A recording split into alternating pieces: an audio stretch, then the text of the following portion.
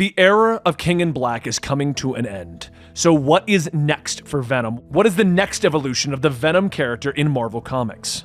Well, today we're going to be covering the first 13 issues of the epic saga that has been created for Venom. In order to understand where we are, King in Black has happened and it is resolved. Eddie is the king of all symbiotes and has the ability to travel to any other symbiote's body. Since he is now the King in Black, he has passed the Venom symbiote on to protect his son, Dylan. And that's where we are at the beginning of the story. Eddie is all-powerful, Dylan is becoming the new Venom. This is the Comicstorian channel. I take your favorite comic books, I turn them into audio dramas to allow you to know what you should read and what you should get caught up on. Today we're covering Venom, and I'll link all the prior Venom stories down below. Now let's get into it. Fire raged through the hotel as the paramilitary soldiers rushed forward. Sonic weapons at the ready, the rubble shifting inside, and Venom pulled himself clear. He could sense Dylan's urge to stay and fight, but he warned the boy, "Eddie's gone, Dylan. Run!" Venom shouts in the boy's mind, "Shut up! Stop telling me what to do!" Dylan shouts back. But in order to get to this point, we have to go back 12 hours ago.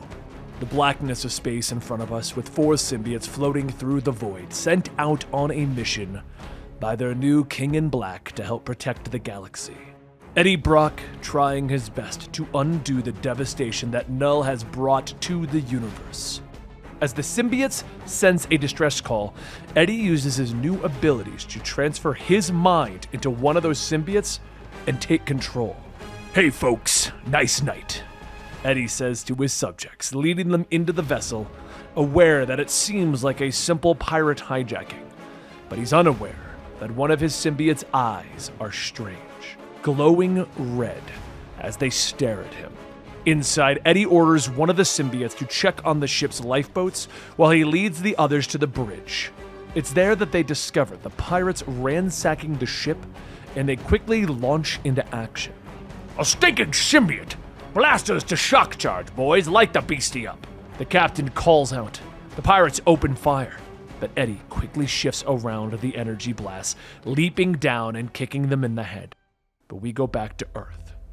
Dylan has once again gotten into a fight over at his school. He fought back until he was bloody, and he called into the principal's office where the man demands that Dylan make sure his father actually meets with him this time. He races back home, angry that he hasn't even spoken to his father in 2 weeks. For 2 weeks, Eddie has been sending his mind into other symbiotes acting as the new King in Black, practically unaware that he even has a child. A child that inherited the Venom symbiote. The rain continues to fall as Dylan looks down at the symbiote cat at his feet, and he pulls up his hood and starts home. "Do you want to talk about it?" Sleeper asks him. Dylan doesn't, but he begrudgingly explains that he understands what his father is doing, but also feels that he's been abandoned. "It'll be fine. I'll figure it out. I always have. I just wish I could quit being angry all the time," Dylan says as he eats his dinner, a street-side hot dog. He goes to the apartment and he sighs at the mess. He realizes that Eddie still isn't home. "Hey Dad, I'm home," he says quietly to a picture of them together. What Dylan is unaware of is that someone is watching him from the outside. Out in deep space, Eddie has defeated the pirates, tying them up and leaving them on the bridge. But something is wrong. One of the other symbiotes is calling him. In seconds, he has shifted his mind into that symbiote. "Oh my God," he gasps as he stares at the former crew of the ship, now dead, killed off by the red-eyed symbiote. The monster turns to him. "Hello, Eddie. I have a message from the future, Eddie. I wanted to make sure that you would listen. Don't get too comfortable on your throne, King in Black. Soon, it will be empty. This is not a threat, not a warning, simply a statement of fact.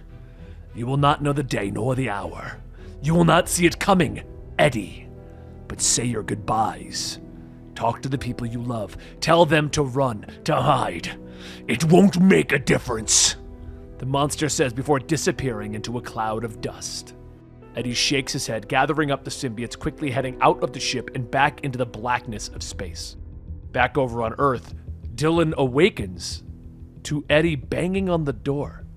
Dylan, wake up!" His father is shouting, so Dylan rolls over confused as Eddie orders him to get up and pack a bag. They don't have time and they need to leave. Oh, and Dylan, where's Venom? Eddie asks, but Dylan isn't sure, explaining that Venom just vanishes like Eddie does these days.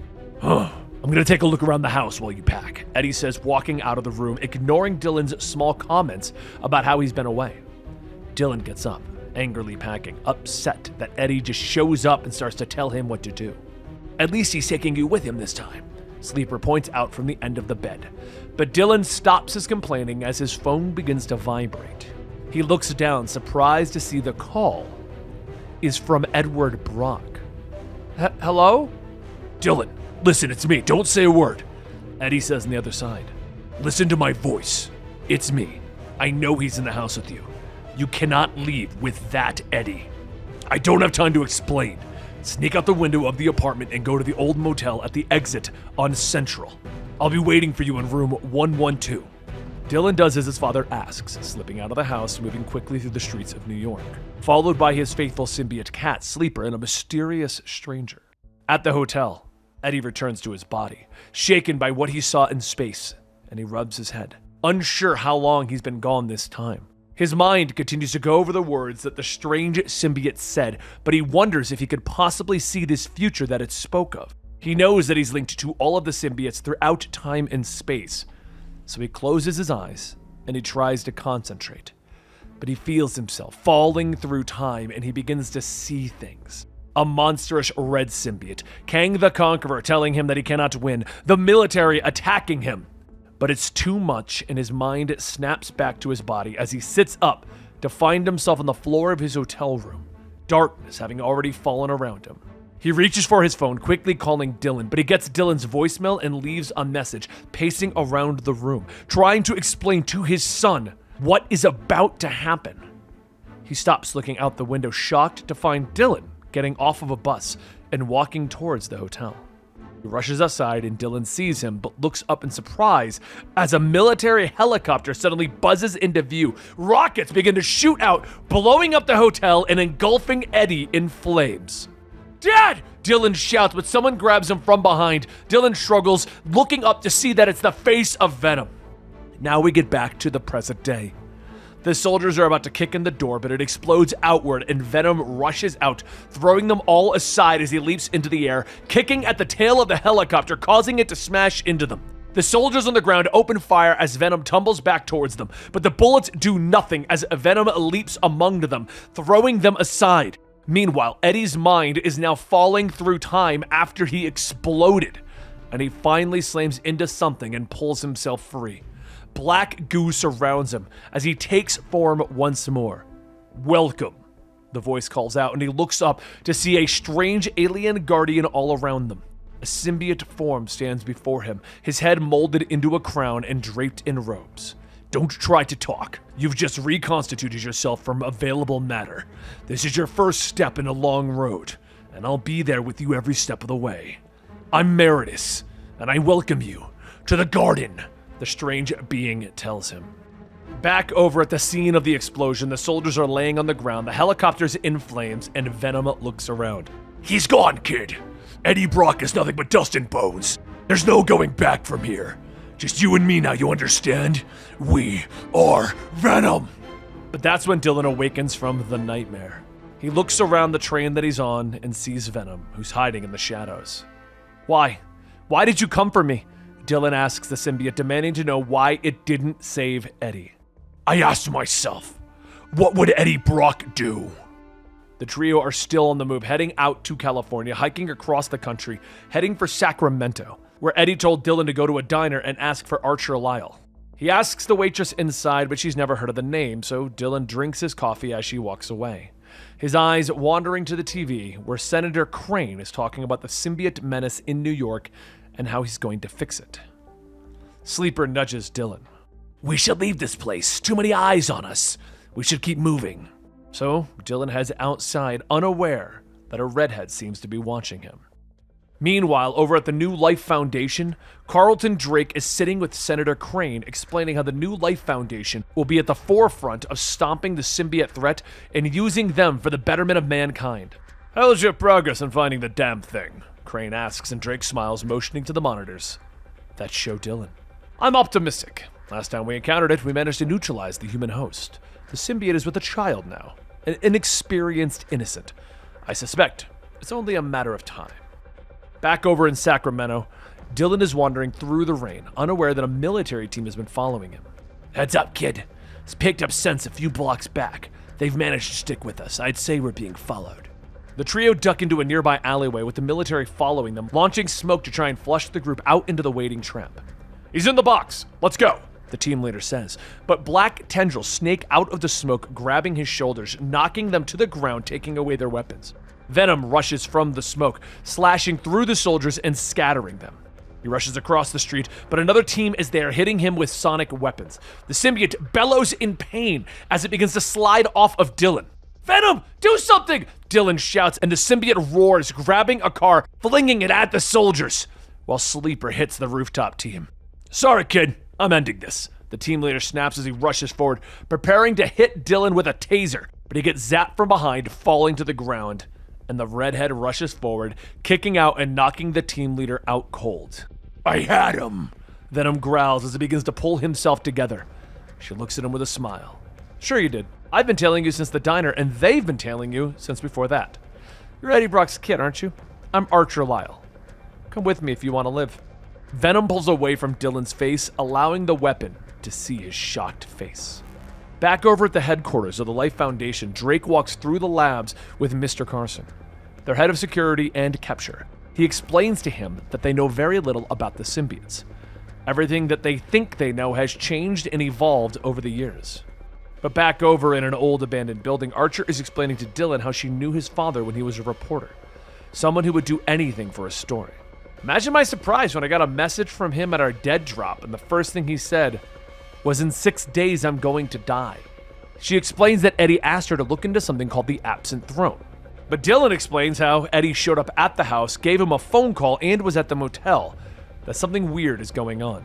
You can say that again. Assuming your father wasn't entirely crazy, the Absent Throne might be the biggest conspiracy this side of the Snowden leak.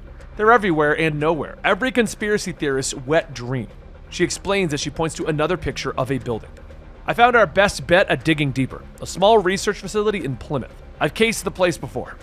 Dylan tells her that he wants to come with her, though Archer doesn't think that bringing a rampaging symbiote will be that stealthy. If there's a chance that I can find anything about my dad, I want to be there. It'll just be me and the cat.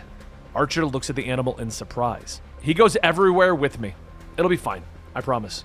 Dylan tells her with a sheepish smile. That night, the pair slip inside of the building with Archer unaware of Sleeper taking out several guards. They snag one of the guards' key cards and they move through the offices. But as they enter into one of the rooms, the doors lock behind Dylan and he's very confused. Sorry, kid. They found me looking into them and this was my only way out, she tells him. The soldiers open fire, hitting Dylan with dozens of tranks. Sleeper shifts into his symbiote shape and rushes after them. But the Sonics then hit him, forcing him into a puddle of goo on the floor. No! Dylan gasps as he falls unconscious. Archer looks on sadly as the soldiers wheel Dylan out, with Sleeper now trapped in a glass jar. See, Archer, I told you we had the symbiote handled, Liz Allen says as she steps up next to Archer. Yeah, you weren't kidding. I just feel sorry for the kid, Archer says. There's a symbiote arms race coming, and whether he knows it or not, Dylan Brock is right in the middle of it, Liz tells her, as they wheel Dylan out and put him into an ambulance. Meanwhile, over at the Life Foundation headquarters, Drake is continuing to explain to Mr. Carson that escalation is the key to inspiring evolution. He walks through another door, revealing a suit of high-tech armor. I imagine you'll find that this escalation fits you quite well, Drake says with a smile. But while all of this is going on, Dylan is captured, Eddie is somewhere in a puddle of goo, the Life Foundation is attempting to attack the military, we find out where Dylan left Venom, in an abandoned building, and he opens his eyes. Venom looks around in surprise as a yellow trail begins to rise up from the ground. Sleeper left it for him, and it activated when he became afraid. Venom pulls himself out of his cocoon, moving quickly through the abandoned building to follow the trail. Pieces of Eddie's thoughts and feelings have been bonded permanently to Venom, so he feels an urge to protect Dylan as if he were his own son. Venom continues forward when suddenly screams of pain slice through his chest and pin him to the wall. He looks up to see an armored warrior standing before him, backed up by soldiers. You! I know you! I know your smell! Fear dripping from every pore! Didn't I already break you once? Carson glares at him with his armored helmet. You tried, and I'm sure you will again, freak. But I'm prepared this time. Carson snaps, activating the sonic blast at the end of the spear. Venom bellows in pain as his body is ripped apart. Meanwhile, over at the Alchemex Research and Testing Hub, Dylan is screaming in pain as the testing continues. Liz Allen watches on as the scientists explain to her that they are trying their best to test Dylan's symbiote codex to see if it will bond. But when they try, they actually seem to be seeing it break down into symbiotes. Maybe even a degradation of the Clintar codex structure itself, the doctor explains. Also telling her that Dylan is in considerable pain and they're pushing him past his limits. Monitor his vitals and continue testing, Dr. Z, Liz says after she walks out of the room. Over at the abandoned warehouse, Venom is launching through the air, falling to the ground in a puddle as he tries to pull himself together. I don't see it, Carson says, stalking forward. My employer thinks that you're some great enigma. He wants to poke holes and poke and dissect you, but I don't see it, Carson says, bringing the spear down again, the sonic blast ripping Venom apart, and the symbiote tries to crawl away, pulling itself together long enough to fall from the rooftop and land on a passing truck. Carson begins to follow, but a drone buzzes down next to him. Now Carson, let's not get ahead of ourselves. Ours is a long game, and we've prodded the beast long enough this day. Provided enough stimuli for change, Mr. Drake says from the comfort of his office. Now we wait and see what comes next. Over at the research center, Dylan has been given a moment to rest, tears streaming down his eyes as he tries to catch his breath through all of the pain. Nearby, the symbiotes from the Life Foundation are trapped in glass tubes. They begin to thrash around, throwing themselves at the glass. The glass shatters and the symbiotes begin to escape, tendrils snapping out and knocking the scared scientists away. The symbiotes rush forward, merging into one creature, and they loom over Dylan. And then one of the heads shifts aside to reveal a gooey image of Eddie Brock's face. Dylan! Dad? Is that really you? Eddie nods, reaching out a symbiotic hand to his son. Listen, I can't hold this form for long, Eddie begins to say, and Dylan begins to ask him questions, but Eddie shakes his head, explaining that he asked if he contacted Archer. She's the only one that you can trust! So Dylan explains how wrong he was about that, and goes on about everything that happened, even including the other Eddie at the apartment. Really? Alright, I'm out of time, son, but I can fix this. I can fix all of this. Kang was wrong. You'll figure out who your friends are, but I can tell you that the symbiotes will come for you, Eddie tells him, and the image begins to shift and the symbiotes all fall to the floor as Eddie sends off his last message.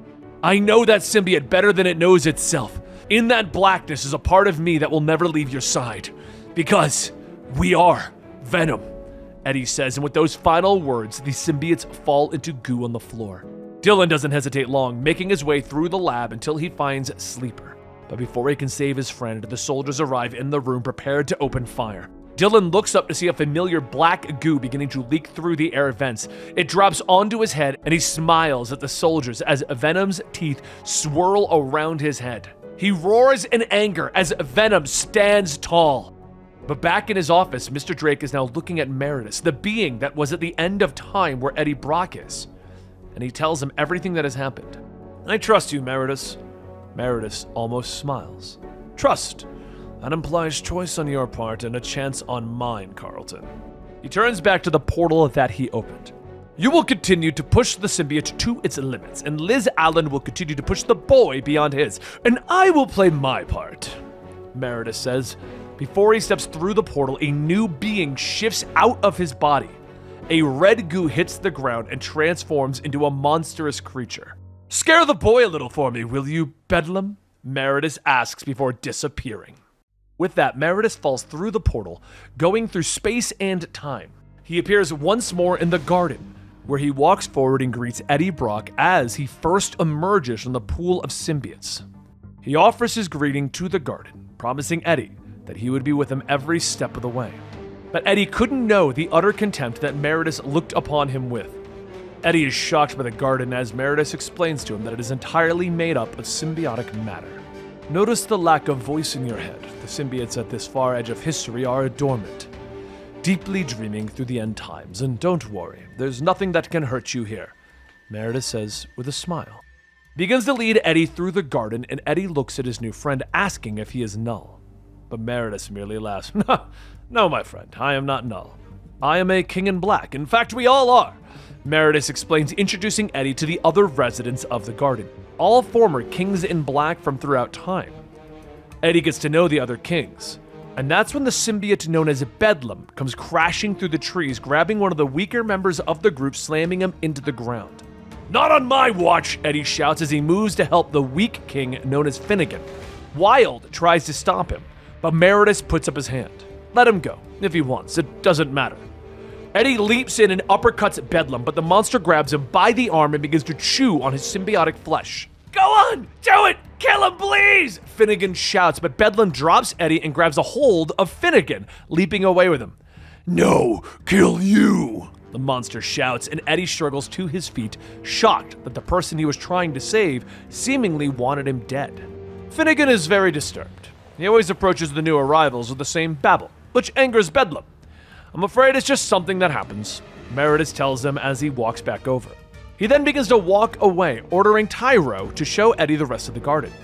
But before he can ask any future questions, the being then dissolves into a pool of goo. Meredith once again falls through time and space, his contempt for Eddie Brock pushing him forward. He takes control of a red-eyed symbiote in space, and he murders the survivors of the ship, and he's the one that gives Eddie the warning at the beginning of our story. He's the one that starts Eddie on the path that would lead to the end. He then shifts again and takes the form of Eddie Brock, and he enters their apartment at the beginning of our story, and he's the one that orders Dylan to get dressed and pack. He then heads back downstairs, shocked by the state that Eddie and Dylan live in, but he can hear the boy talking. He knows that the real Eddie just called him on the phone, but Meriden doesn't bother to stop them. He isn't even sure how or when Eddie is calling his son, but knows that it won't matter.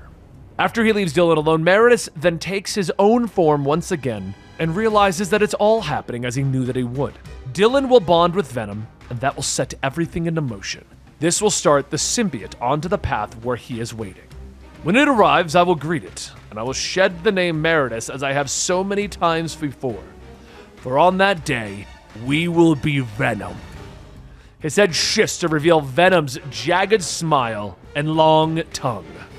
It didn't take long for Venom and Sleeper to cut their way through the Alchemax research facility. The destruction was on the news, and Liz Allen was forced to make a statement to the press, speaking out against this unprovoked attack by the symbiotes and promising all of Alchemax's resources to Senator Crane and his anti-symbiote program. Crane thanks her and takes the stage, telling the world that he has decided to put the Life Foundation at the forefront of his program. At the Life Foundation, Carlton Drake looks from the news to Mr. Carson, who stands ready in his armor. I believe that puts you in the driving seat, Mr. Carson. Find me a team fit for the job. Build me a new jury, Drake tells his security. 13 days later, Dylan is awoken by the owner of Jake's bar. Jake kicks him awake as he informs him that while he took him in, he's not letting him stay there for free. He gives him a list of chores to do around the bar. I'm expecting a crowd today. Keep the damn cat out of my bar. They're not particularly pet-friendly. Dylan nods and heads out, beginning to clean. Jake explains that he called his old biker crew in. Word around town is that someone hit the Hell's Hound weapons stash. They're bound to be in a mean mood, so I figured I could use the extra bodies in case there's trouble, Jake says. But he stops, and he peers at Dylan, asking the young man if he knows anything about the attack. Dylan turns away to hide his smile. I probably know as much as anyone else does, Jake, he tells him, remembering how he hit the biker gang last night. He transformed into Venom and he cut a path through the criminals, destroying their weapons before disappearing into the night. At the Hell's Hound clubhouse, the only survivor of last night is pleading his case to Len, the boss. But Len doesn't believe that his crew was hit by some monster, and he orders the man shot. He turns to the rest of his crew. The next person to give me another story about a ghost or an alien or a bear is going to be chain-hauled down the highway. He snaps at them, ordering the crew to saddle up and head into town to remind everyone who actually runs Baywater. That night, Dylan sits on the roof of Jake's, peering out into the small town as Venom slides off of him, taking form and reminding him about everyone that's after him and how they should be moving on. Eddie's still alive, or have you forgotten?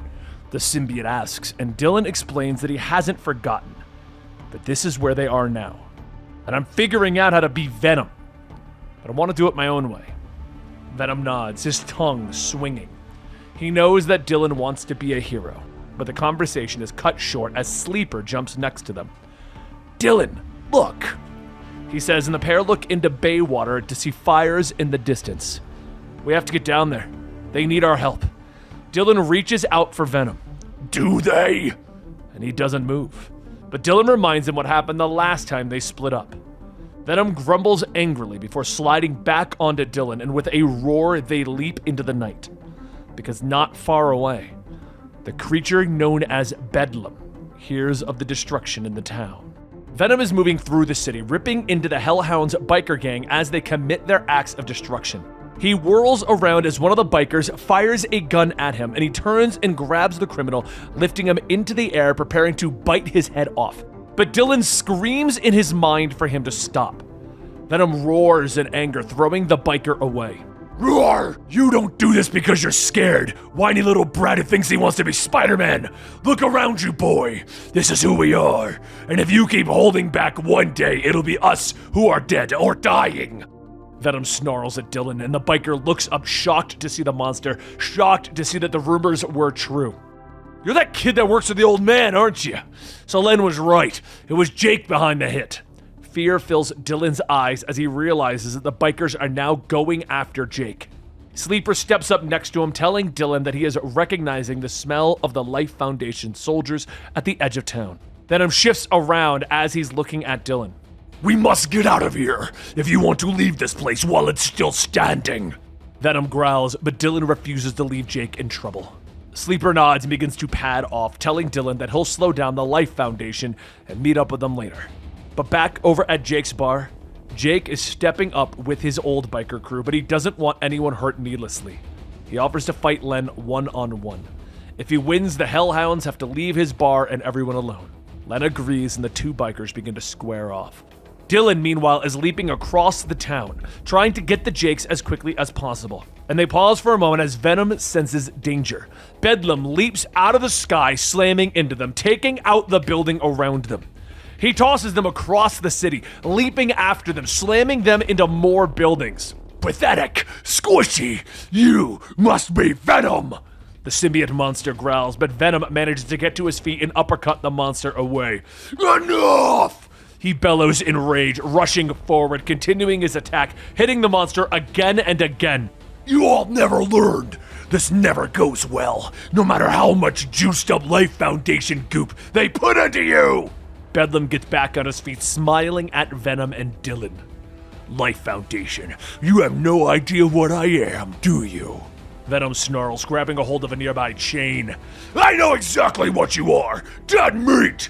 The chain wraps around Bedlam's neck, and Venom pulls him close, forming a blade and stabbing it through the monster's head and dropping him. Meanwhile, Len and Jake are still brawling. Len's surprised at how tough the old biker is, but he finally orders someone to give him a gun, and he shoots Jake in the head. His crew doesn't hesitate, and they open fire on the old renegades.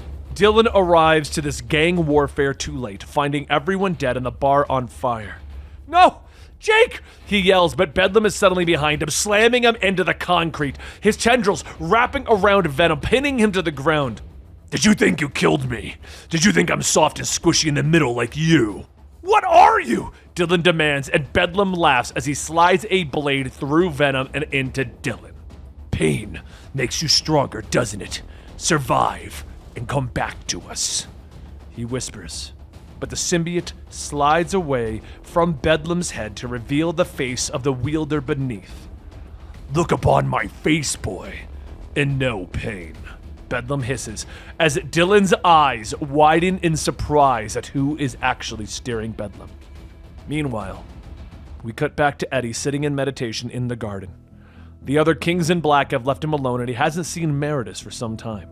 He continues to concentrate, trying to slip his mind back into the time stream, but he can't, when suddenly something hits him.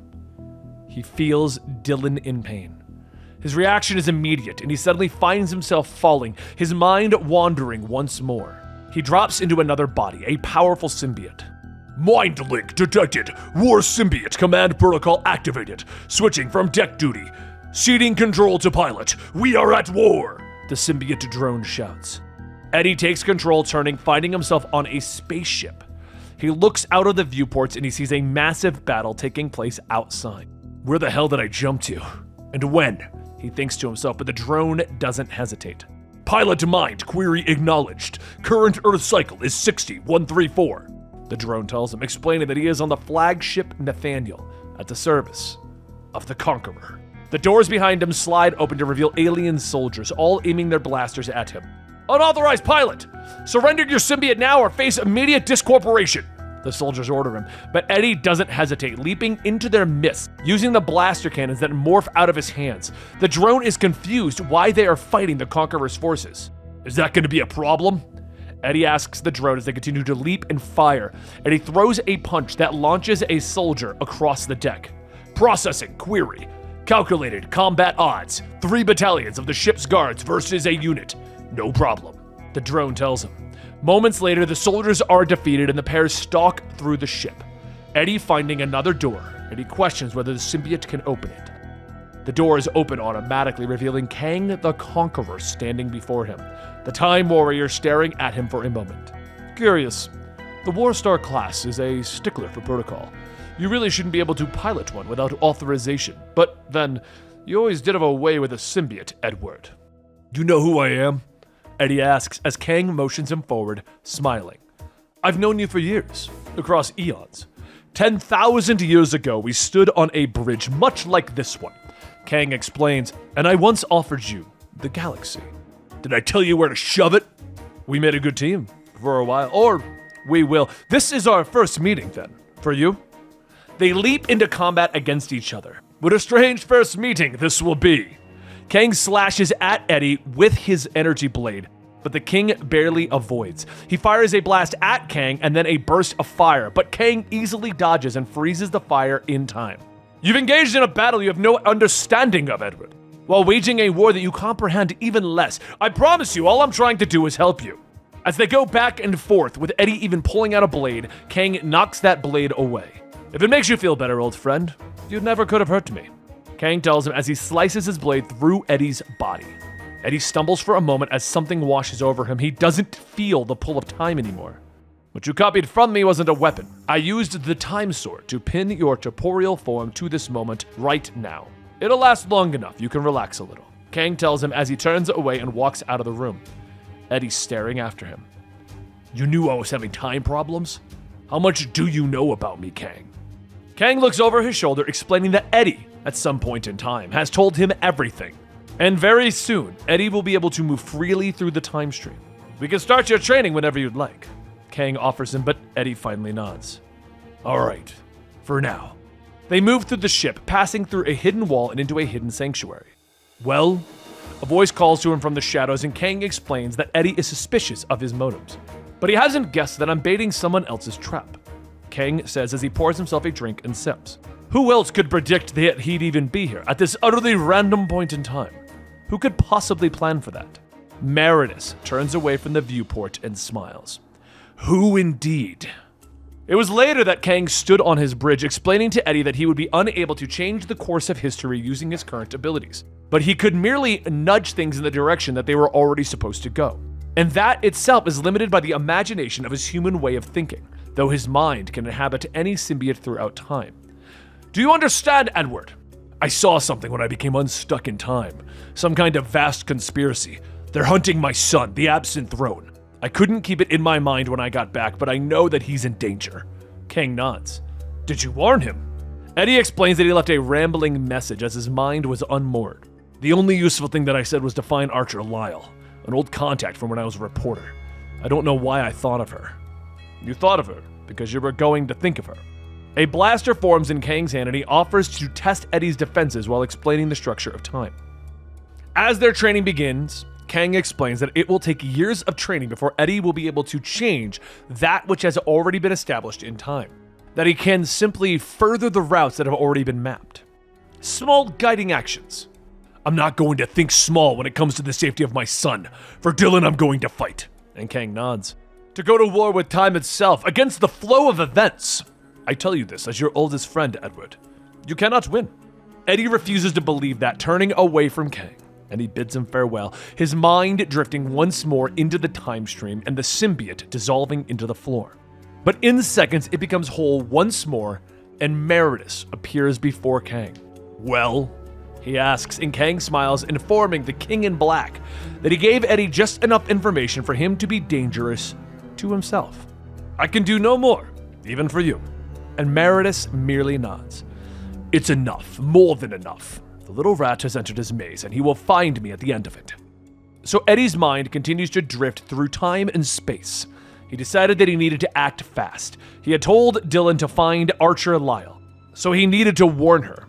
His mind dropped into the form of a symbiote left over from Null's attack. 6 days before his own death, he slithers into an old man's apartment and uses that man's computer to email Archer and ask her to look after his son and begin the search for the absent throne. His mind then drifts through time again. He can sense that Dylan is in trouble, and so he appeared in the minds of the symbiotes at the Alchemix lab. He managed to free them and appear to his son. He was now truly moving through time, affecting all these little moments that Dylan has seen. Dylan informed Eddie that Archer had betrayed them, and Eddie was surprised, not sure how these events transpired. He told Dylan to only trust Venom, promising his son that Venom would never let him down. But he couldn't hold that form any longer. Using what time he had, he freed Dylan and Sleeper, which sent them on the path that they are currently. This allowed them the chance to escape before his mind drifted again. Once more, he dropped through time, appearing in his own body in hotel room 112. He reached for the phone and he called Dylan, and he warned him about the other Eddie that was in the house, trying to get him to pack a bag and escape. Eddie ordered his son to sneak out of their apartment and find him at the hotel. Eddie then hung up the phone. "I want to do more, but my mind can't hold on." And he once again drops into the time stream. It's pulling at him as he tumbles and moves through it. He's lost control and his mind drops him into a lake of red goo. He looks up at the black sky and a voice calls out to him. "Well done, my good and faithful servant." Meredith speaks to him. "Harder than it seems, isn't it, escaping your destiny? I know I found it quite difficult." Meredith appears before Eddie, explaining that since his mind can now move through time, it can also be captured and chained. "Wherever there's a Clintar, there's a cage waiting for you," Meredith says with a smile, and Eddie looks around as Meredith informs him that right now he is captured inside of Bedlam. Eddie turns and looks out of the monster's eyes, and he sees that he is holding Dylan in his hands, that he is the one that is attacking Dylan in Bedlam's body. Outside, Dylan looks back as the Bedlam symbiote begins to slide away, and it reveals the face of Eddie Brock to his son as the individual that has just stabbed him through the chest. Eddie yells, trying to get his son's attention while ordering Bedlam to let his son go. But Bedlam refuses. "No, you did this! You did this, Brock!"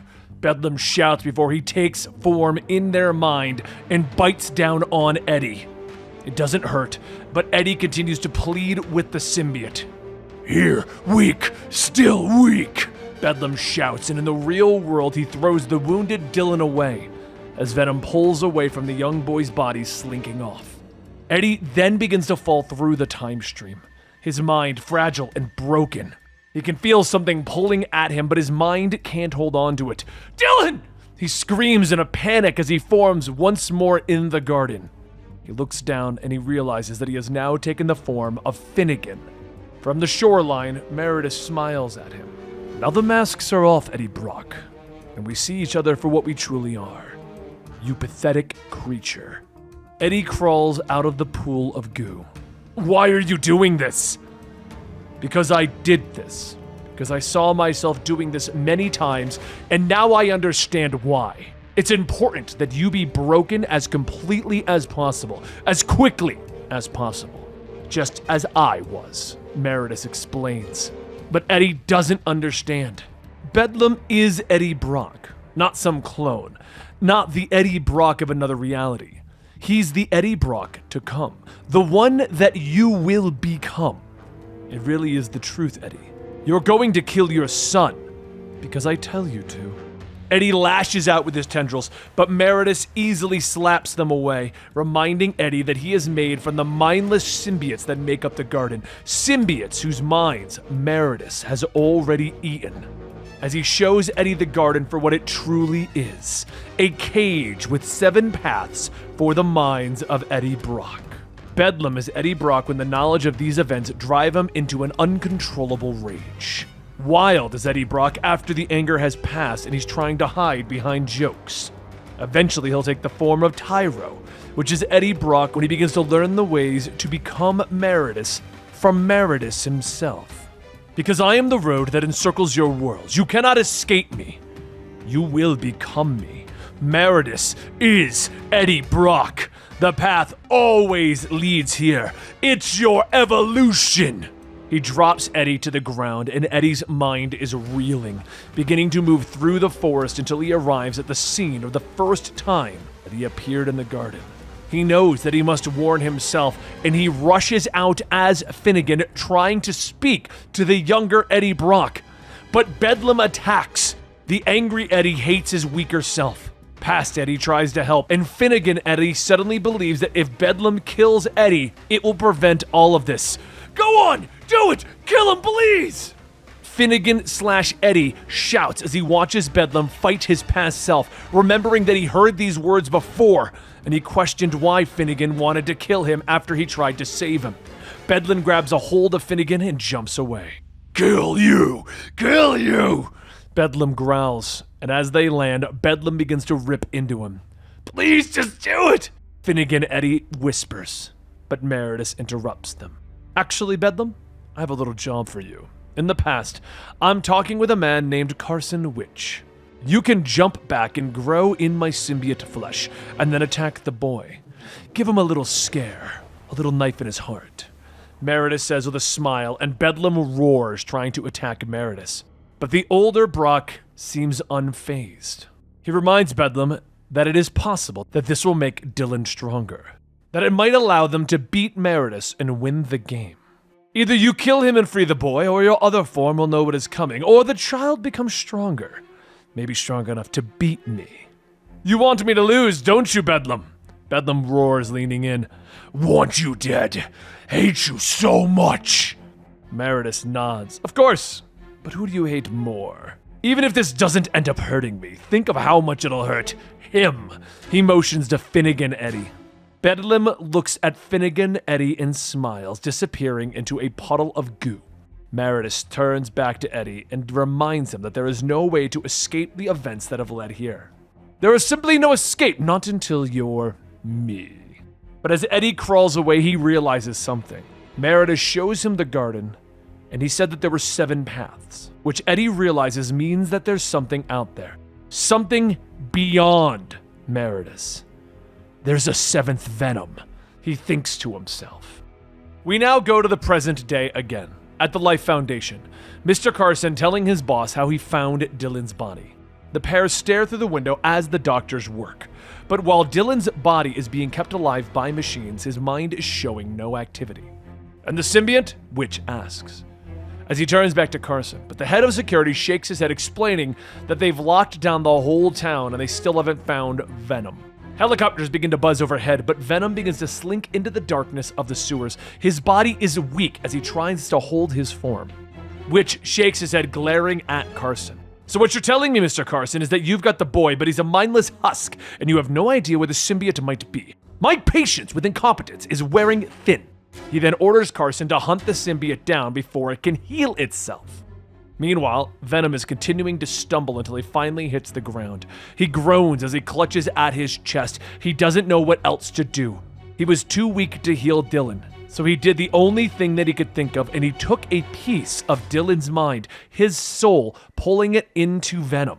I'm the host now, and you are some sort of symbiote, I suppose. Can you hear me, Dylan?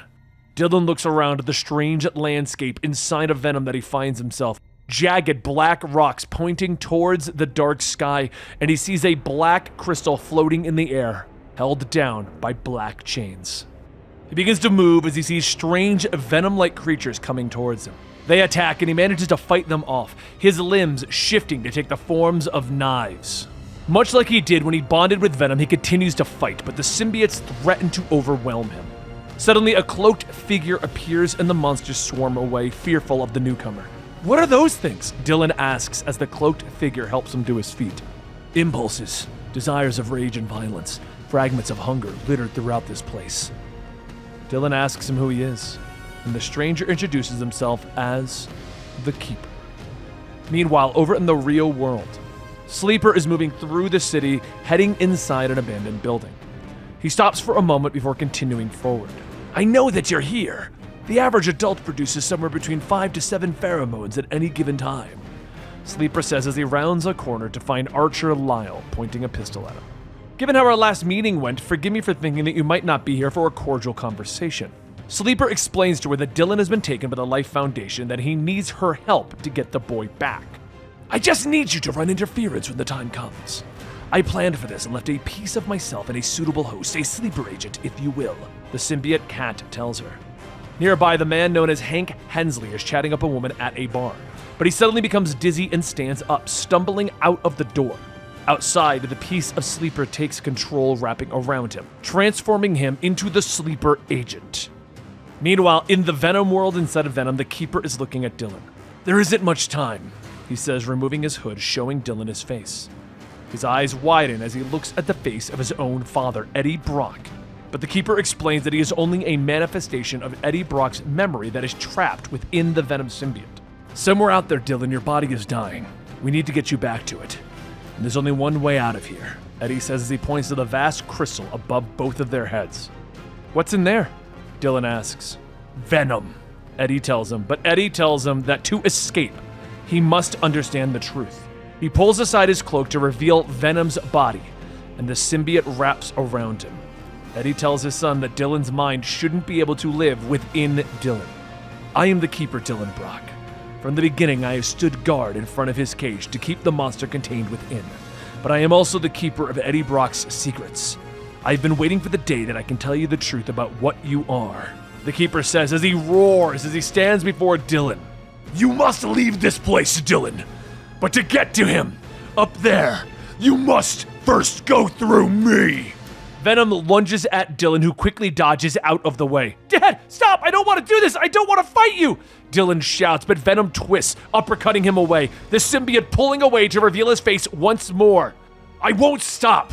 My mistakes stalk your every step now. My past and my future are both converging upon you, and you are not ready! He says as he launches forward. Enough! Dylan shouts, transforming his own arm into a blade and slashing it across Eddie's chest, drawing blood from the vision of his father. Eddie falls to his knees as tears begin to fall from Dylan's eyes. Why did you leave?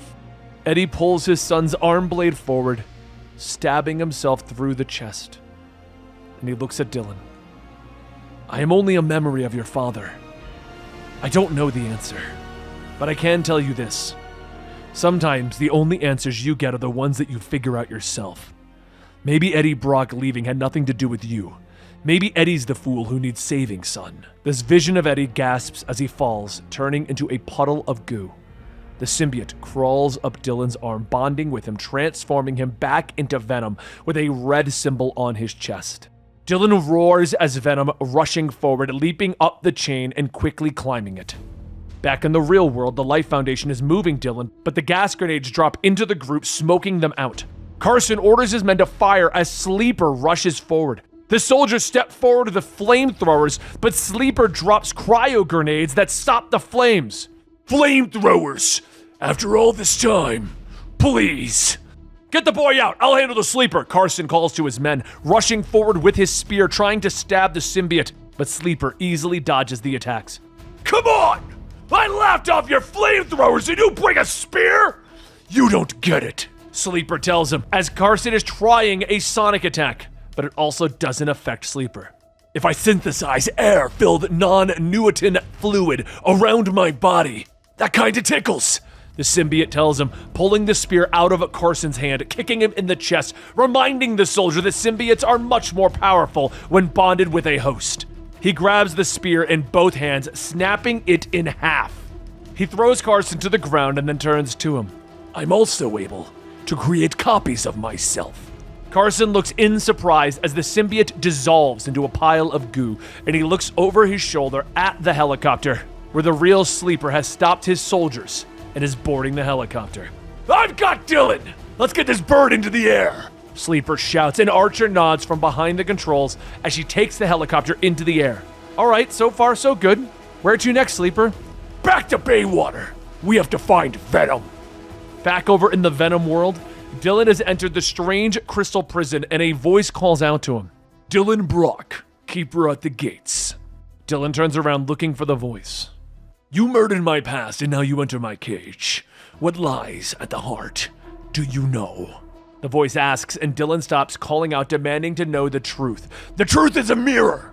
So tell me, Dylan Brock, who are you? Dylan turns to see an image of himself in the black crystal. He reaches out a hand, and black tendrils snake out. The tendrils pull him inside, and Dylan finally sees the truth. He sees that he is as much a child of the symbiote as he is Eddie Brock. And each time that he bonds with the symbiote, he pulls it from the hive. He is neither human nor symbiote. He is the broken chain. Outside, Sleeper carries Dylan's body through the sewers, where he and Archer find Venom's body against the wall, still weak, still broken. They place the body gently against the symbiote, and the two bond once more.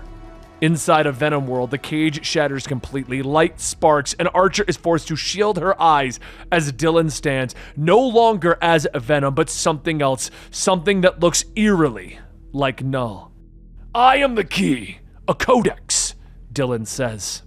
Meanwhile, back in the garden, Finnegan Eddie stands there looking out on the world, wondering what he should do now. Could be worse, right? A voice calls out to him, and he turns to see Wild approaching. I guess I should apologize. Anger overcomes Finnegan Eddie, and he lashes out. You guess?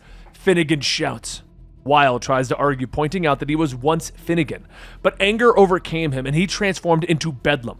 But he calmed himself, refused to transform. On the ground, Wild tells Finnegan that Dylan is still alive, and he struggles to his feet.